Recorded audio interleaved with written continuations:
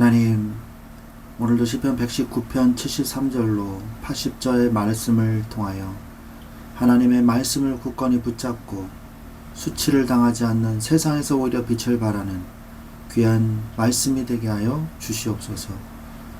주님의 말씀이 우리의 힘이 되게 하옵소서. 예수 그리스도의 이름으로 기도합니다. 아멘. 네, 오늘 하나님의 말씀은 시편 119편 73절부터 80절까지 말씀 보도록 하겠습니다. 주의 손이 나를 만들고 세우셨사오니 내가 깨달아 주의 계명들을 배우게 하소서.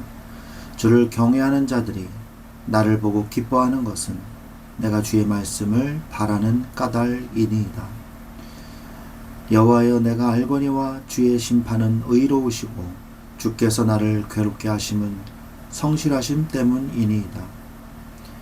구하오니 주의 종에게 하신 말씀대로 주의 인자하심이 나의 위안이 되게 하시며 주의 긍휼이 여기심이 내게 임하사 내가 살게 하소서.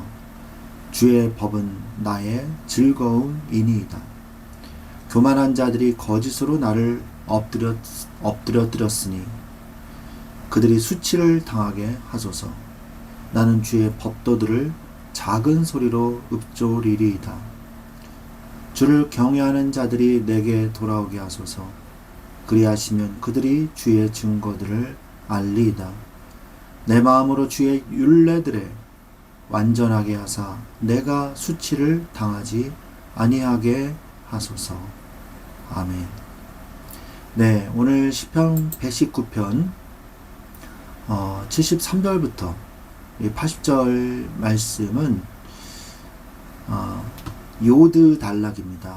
히브리어 알파벳의 요드 단락으로서 나를 만드신 창조주 하나님에 대한 신뢰를 바탕으로 고난과 박해 속에서도 신앙의 중심을 잃지 않고 믿음의 공동체 안에서 부끄러움이 없는 삶을 살기를 구하는 간절한 기도가 담긴 구절입니다. 그래서 전체적인 이 내용을 좀 보면 73절에서 74절까지는 창조주를 향한 깨달음의 간구와 공동체의 기쁨에 대해서 얘기하고 있죠. 주님이 나를 만드셨기 때문에 주의 계명을 배울 수 있는 지혜를 달라고 간구합니다. 시편 기자는 말씀을 신뢰하며 일어서는 모습을 보면서 주를 경외하는 자들이 함께 기뻐할 것을 생각을 합니다.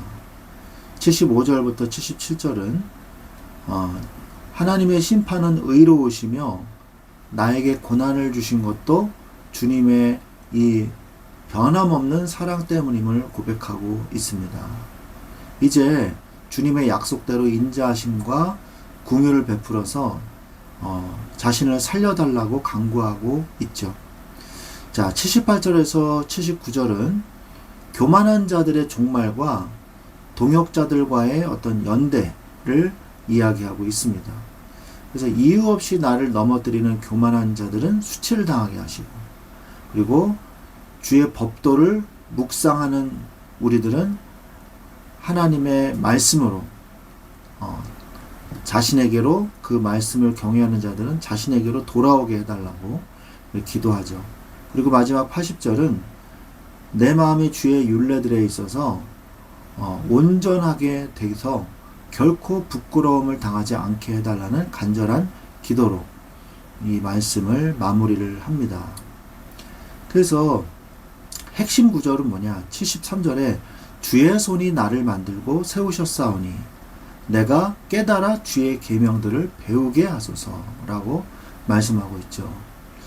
우리는 하나님이 창조하신 피조물이기 때문에 결국 말씀을 깨닫게 하시는 분도 하나님이시라는 것을 고백하는 것입니다. 자, 75절에도 여호와여, 내가 알거니와 주의 심판은 의로우시고 주께서 나를 괴롭게 하심은 성실하신 때문입니다. 자, 하나님이 나를 괴롭게 한대요.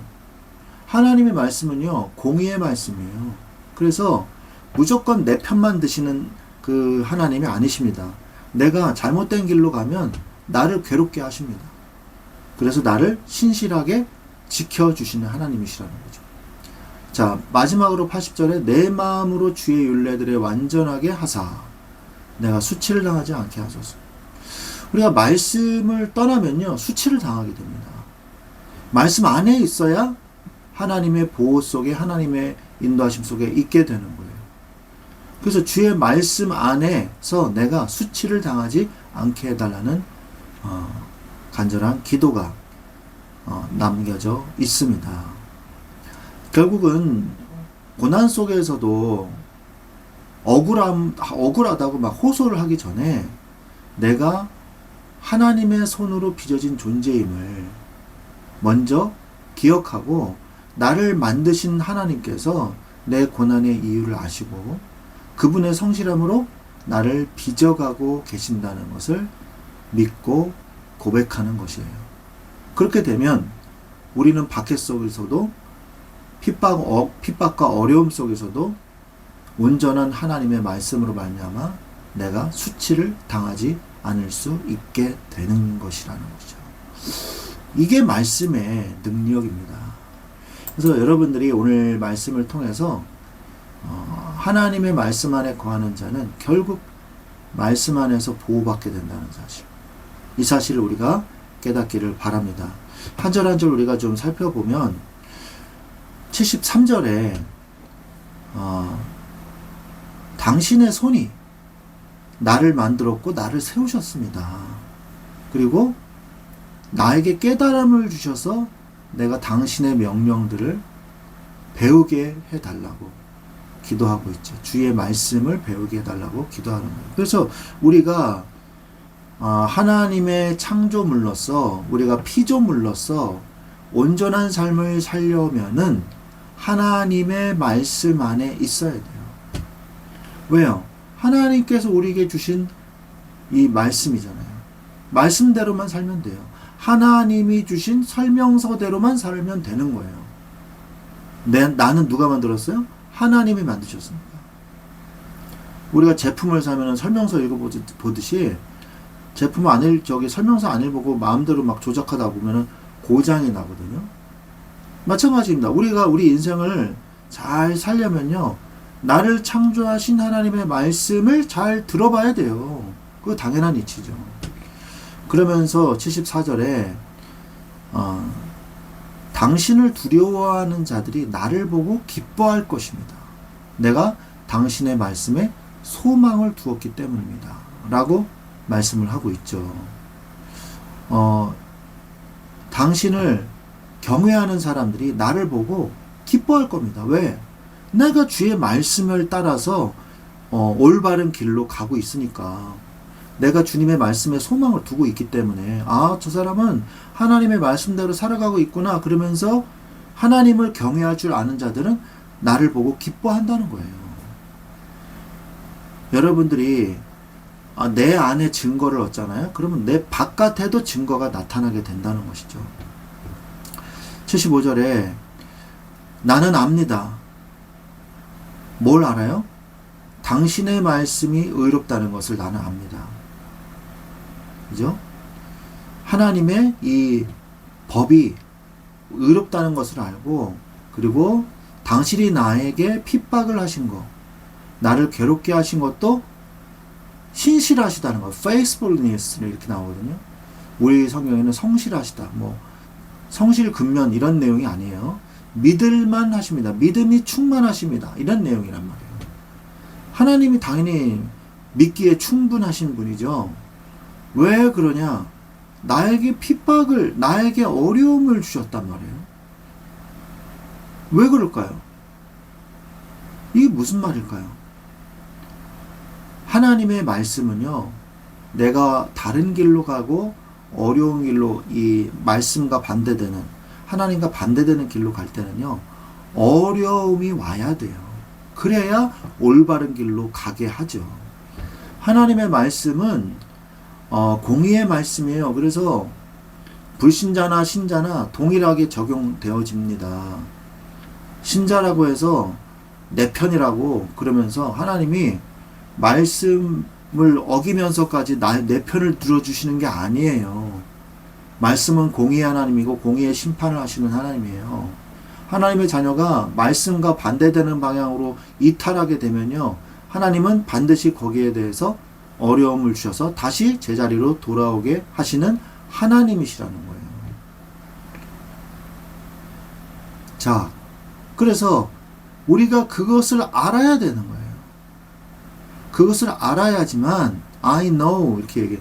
내가 알거니와 알고 있어야 되는 거예요. 그래야 하나님에 대해서 오해를 하지 않아요. 하나님이 나를 버리셨다는 둥, 하나님이 나를 미워하신다는 둥, 이런 소리를 하면 안 된다는 거죠. 자, 그러면서 76절에 구하오니 당신의 이 식을 줄 모르는 그 사랑으로 나를 안정되게 해 주십시오.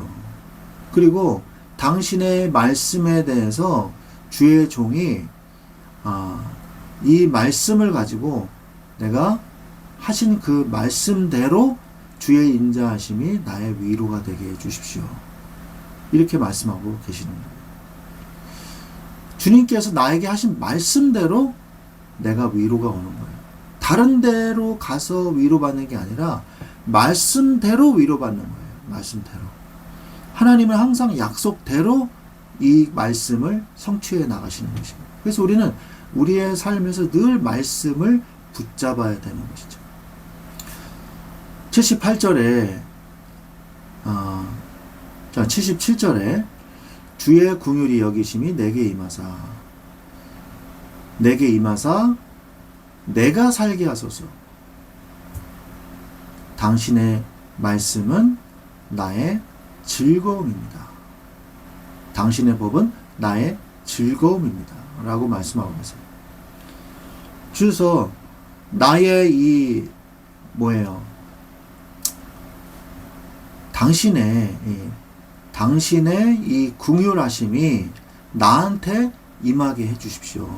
당신의 이 율법은 나의 즐거움이 됩니다. 하나님께서 우리의 말씀을 따라서 내가 살다 보니까 주의 말씀이 나의 위안이 되기 때문에 주의 말씀대로 내가 살기를 원합니다. 드디어 안정된 곳을 찾은 거예요. 여러분, 말씀을 떠나면요, 불안정해요. 미래도 불안하고 사는 것도 불안하고 모든 게 불안정합니다. 그러나 말씀대로 살면 내 영혼이 비로소 안락함을 느끼게 돼요. 주의 말씀은 나의 위대한, 나의 이 가장 쉴 수 있는 안식처가 되는 것입니다. 자, 그러면서 주를 경외하는 자들이 내게 돌아오게 하소서. 그리하시면 그들이 주의 증거들을 알리이다. 하나님을 두려워할 줄 아는 자, 하나님을 경외할 줄 아는 자들이 나에게로 오게 해 주십시오. 그 자들이 하나님의 말씀을 이해하게 될 것입니다. 그 사람들이 하나님의 말씀을 이해하게 될 것입니다. 여러분, 하나님을 경외할 줄 아는 자가 나에게 오는 역사가 일어나려면요, 주님의 말씀을 깨닫는 자들이 나한테 오게 되는 거예요. 주님의 말씀은 하나님의 말씀을 깨달은 자들이 주의 말씀을 행하는 자들과 함께 만나게 되어 있는 거예요. 내가 주의 말씀대로 주의 언약 안에서 쭉 살다 보면요, 주의 말씀을 경외하는 자들과 함께 만나게 되는 그런 일들이 벌어집니다. 그래서 두세 사람이 내 이름으로 모여서 예배를 드리게 되는 거죠. 마지막으로 내 마음으로 주의 율례들을 완전하게 하사 내가 수치를 당하지 않게 해주십시오. 내가 주님의 말씀으로 나를 완전하게 해달라고 말씀하고 있죠. 이게 무슨 말입니까? 내 마음이 당신의 말씀으로 온전해지게 해달라는 거예요. 내가 그때 수치를 당하지 않게 된다는 것입니다. 결국 우리의 기준은 뭡니까? 주님의 말씀이에요. 주님의 말씀을 따라가고 주님의 말씀 안에서 살아야 돼요. 그러면 하나님께서 말씀을 경외하는 자들과 만나기도 하시고 말씀으로 나를 보호해 주시고 그리고 수치도 당하지 않게 되는 겁니다. 항상 여러분 오늘 말씀 통해서 말씀 안에 거하는 사람이 되십시오. 말씀 안에 거하고 그 말씀 안에서 받는 보호를 누리십시오. 그것이 바로 여러분이 살아가야 될 방향이요 방법입니다. 이러한 축복을 오늘 누리면서 오늘 말씀의 중요한 핵심이 뭐냐? 하나님의 손으로 빚어진 존재라는 거예요. 그러므로 뭐예요? 먼저 내가 나를 만드신 분이 내 고난의 이유도 알고 설명서, 내가 사는 방법도 알고 있다는 것입니다. 그러므로 주의 말씀을 내가 따라서 살게 되면요, 박해 속에서도 승리할 수 있고 어려움 속에서도 길을 잃지 않는 이러한 축복을 누리게 될 줄로 믿습니다. 오늘 말씀을 통해서 나로 주의 말씀대로 살면서 수치나 어려움이 내게 오지 않게 하여 달라고 기도하는, 그래서 응답을 받는 여러분들이 되시기를 우리 주 예수 그리스도의 이름으로 축원드립니다. 아멘.